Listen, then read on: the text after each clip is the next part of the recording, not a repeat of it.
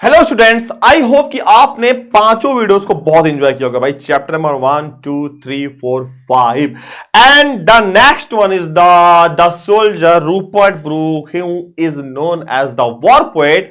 आज हम जानेंगे रूपर्ट ब्रूक के बारे में कि जो कि काफी फेमस पोएट भाई, जिसका नाम सुनते ही दुश्मन कांपने लगते थे। मतलब कह सकते हैं कि द सोल्जर, जो कि चैप्टर नंबर 6 है आपका, और जिसके पोएट महोदय है रूपर्ट ब्रूक, जिसको हम बोलते हैं आरबी भैया।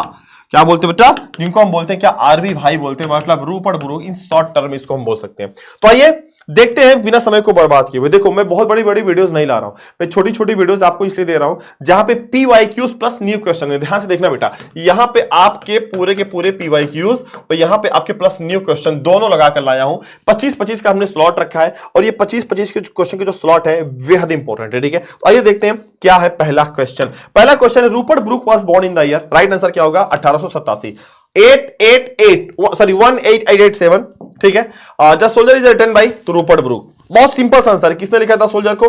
क्वेश्चन क्या पूछेगा, कभी कभी चैप्टर का नाम देके आपसे पूछ लेगा पोएट का नाम, ठीक है, और कभी कभी पोएट का नाम देके ये पूछ लेगा। मतलब यूनिवर्सल है, कोई भी चीज एक चीज आपको देके पूछ सकता है। Next one is the soldier is a poem. कैसा पोएम है? देखो कितनी बार पूछा गया है, 18 में आया, 23 में आया। तो भैया एक एक क्वेश्चन इंपॉर्टेंट है। कैसे पोएम है? द सोल्जर कैसा पोएम है? वॉर। देखो यार, द सोल्जर है, अगर बंदूक चलाएगा कोई बॉर्डर पे तो जाहिर सी बात है वॉर होगी ना। तो सिंपल सा कॉमन सेंस लगा लेना एग्जाम के अंदर, और वहां पे ना बैठ के रोना कि सर ये आ नहीं रहा मेरे को, सर बाहर से क्वेश्चन आ गया। ये अगला क्वेश्चन है, रूपर्ट ब्रूक, सॉरी, अब बताओ, Rupert Brooke's father was the house master at Rugby School. याद होगा कि रूपर्ट ब्रूक के जो पिताजी थे, देखो कहां से क्वेश्चन आ गया, नहीं पहचान पाओगे, एक हाउस मास्टर थे, कहां पे? रग्बी स्कूल के अंदर। नेक्स्ट है, Rupert Brooke speaks in the guise of an English. यहां पे जो रूपर्ट ब्रूक है वो किसके बारे में बताते हैं? यहां पे वो इंग्लिश का मतलब इंग्लैंड, इंग्लैंड का मतलब क्या समझ में आया? वहां की पोएट के बारे में बता रहे हैं। The poet the soldier is the depicting of miseries of. यहां पे जो द सोल्जर वाले चैप्टर में जो डिपिक्ट किया जा रहा है, जो माइजरीज की जा रही है, किसके बारे में बताया जा रहा है? किसके बारे में चित्रात्मक लेखन है? वो कौन है? सॉरी, वो वॉर के बारे में, एक युद्ध के बारे में बात हो रही है। नेक्स्ट है, the speaker in the poem is the, कहते हैं स्पीकर इन द, कहते हैं स्पीकर कौन है? इस पोएम का स्पीकर कौन है? यहां पे द सोल्जर खुद है, राइटर खुद लड़ने गया है। यहाँ पे रूपर्ट ब्रूक खुद एक सिपाही खुद लड़ने गए हैं। यहाँ पे थोड़ा सा मिसमैच चीजें हो सकती हैं, परेशान होना। The place where the soldier would be worried should be treated as the part of England. Writer कहता है कि जिस जगह पे मारू, उसने कहा था ना कि if I should die think only just of me, ठीक है, कि the place where should I bred will be for ever for the England.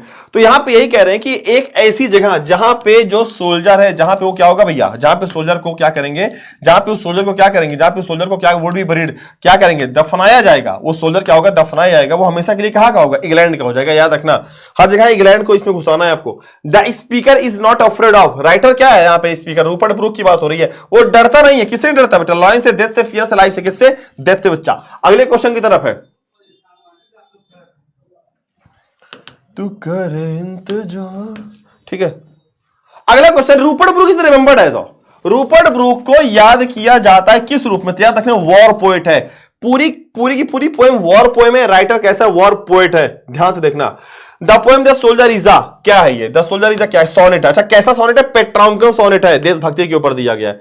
The poet wishes to die with the thought of England. Writer कहता है कि मैं मरूंगा तो, लेकिन कैसे मरूंगा? तो मैं थॉट ऑफ इंग्लैंड, जब मैं मरूंगा तो उस समय मेरे चेहरे पे एक हंसी होगी, दिल में एक तसल्ली होगी, और चेहरे में, आंखों में एक तस्वीर होगी। वो तस्वीर कहां की होगी?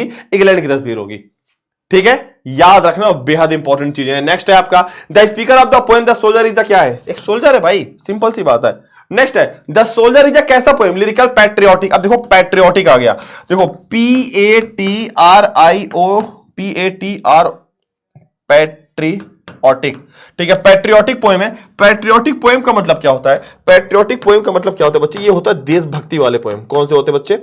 ये होते कौन से? देशभक्ति वाले पोएम। याद रखना। राइट आंसर क्या हो गया?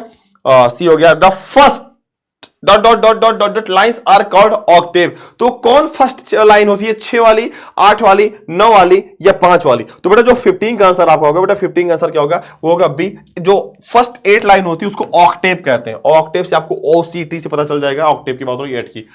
The last is known as सेसेट।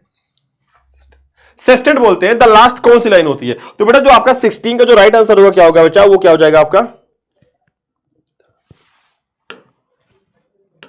ठीक है 6 हो गया, ठीक है set S for 6 S for sestet. Next है अ पोएम कंसिस्टिंग, जो ये पोएम है कितने लाइन की जो चीजें होती है वो सोनेट के रूप में जानी जाती हैं। तो बेटा याद रखना होती है 14, जो 14 लाइन होती है उसको हम सोनेट के रूप में जानते हैं। 8 लाइन हो गया ऑक्टेव और 6 लाइन हो गया सेस्टेट हो गया।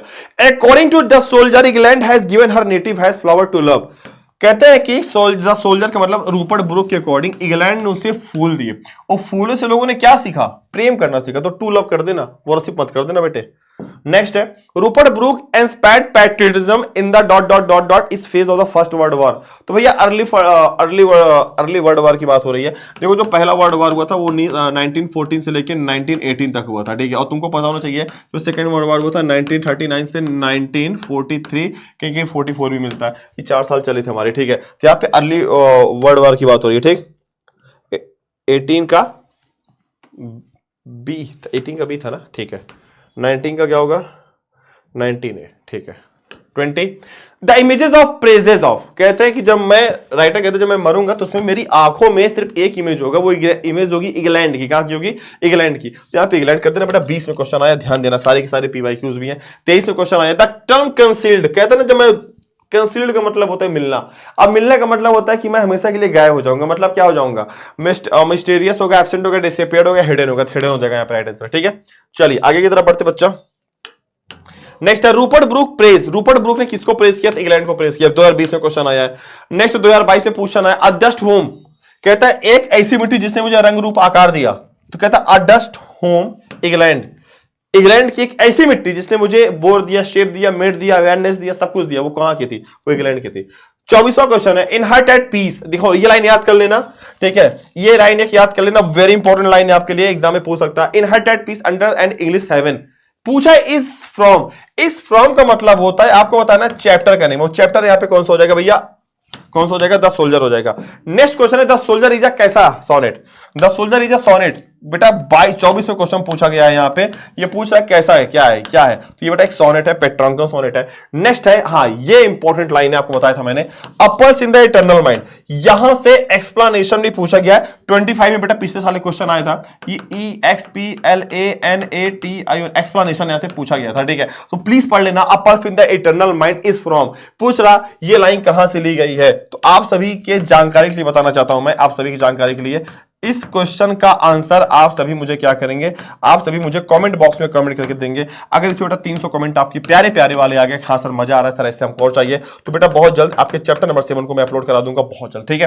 तो मैं चाहता हूं कि छोटे छोटे सेशन के माध्यम से आप अपने आपकी बार एग्जाम को अच्छे से देकर आए, जहां पे नए क्वेश्चंस भी हैं और पीवाईक्यूज भी आपको मैं दे रहा हूं, ठीक है। तो guys get ready for your exam, आपकी बार क्रैक करके आना, एग्जाम को फोड़ के आना, एग्जाम की खोपड़ी में ना छेद करके आना आपकी बार आपको, ठीक है।